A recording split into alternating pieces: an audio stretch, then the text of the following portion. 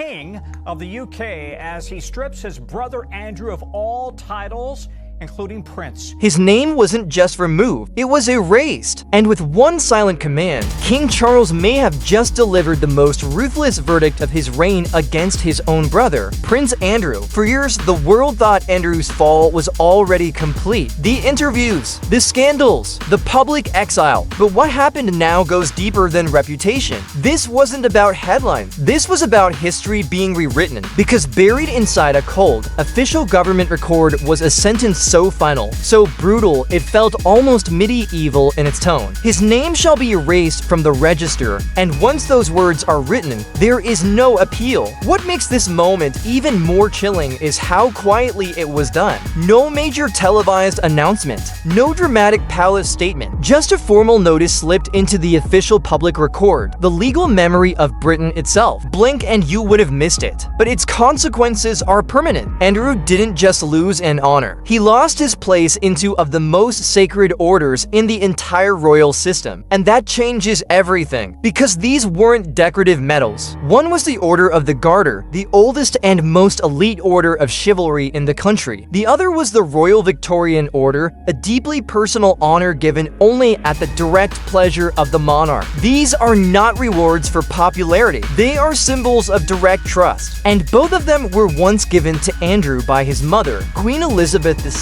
herself. That's the part that makes this feel almost unbearable. The same hands that once elevated him into the highest circle of royal loyalty are now, through Charles, the ones signing his erasure. And what makes it even colder is that the public didn't learn about this when the decision was made. The order was quietly backdated. Weeks passed while the outcome was already sealed. By the time the world caught up, it was already over. And that raises a darker question. If this was about transparency, why hide the timing? Why quietly rewind the clock? Inside palace culture, timing is power, and this delay suggests central control, not chaos. It hints that the palace wanted to absorb the blow privately before allowing the public to feel it. A pressure release valve for an internal earthquake. Then came the detail that cut deepest. In the document, Andrew is no longer referred to as a prince, not even as a duke, just his legal surname, Andrew Mountbatten Windsor. Two outsiders that may sound like a technicality. Inside the palace, it's a form of social extinction. Titles define rank, access, seating, military standing, and even who is allowed to walk into certain rooms. When the word prince disappears from your name, doors that were once automatic no longer open at all. And this wasn't a reaction to something new. That's what makes it so brutal. The shadow that followed Andrew for years never really left. The relationship that raised the most serious questions, the one tied to Jeffrey Epstein, continues to define his legacy no matter how much time passes. The disastrous interview with BBC in 2019 didn't just damage his image, it shattered it. Public trust evaporated in real time. Within days, he was effectively sidelined. Then came the civil case brought by Virginia Giuffre. Andrew denied wrongdoing. The case was settled quietly out of court.